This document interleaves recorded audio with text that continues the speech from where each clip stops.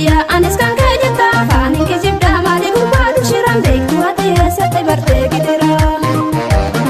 Duudhaa safuuf sirna gadaatiin guddaa ta'e ilma Oromoo jabna malee qabu yartuu lama takkaari biqiloo. Aditya anis kan kejeta fani kijibda mali gurbatu shiram beektu ati eessatti bartee gidira.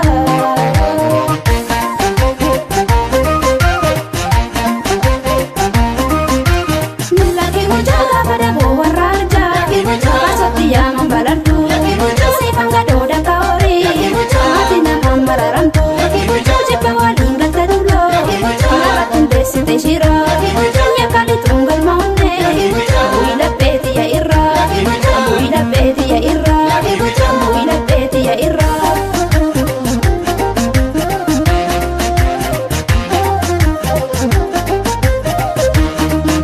La sobe, kashaki ya samu so sobe.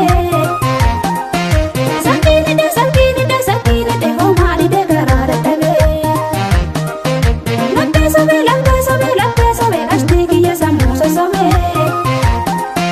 Sakini de homali de garara tabe.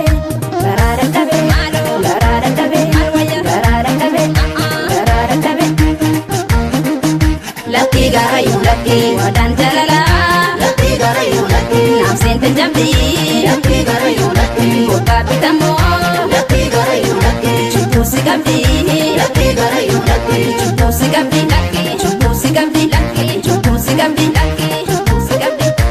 Mana korta malu mamballe seiriya, mambasa nati bafte ati mamilikiya. Mana korta malu mamballe seiriya, mambasa nati bafte ati mamilikiya.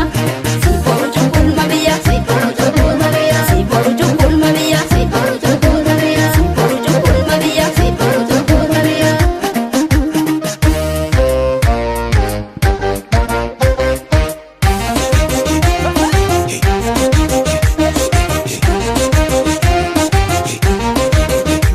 Midana jallata sete, natu sikeke, madallifte sena lalta sirratti beke, madallifte sena lalta sirratti beke. Walif nu umme jimdiwa, katu ijaare, masene jibbi lamteja, lalli daraare, masene jibbi lamteja, lalli daraare.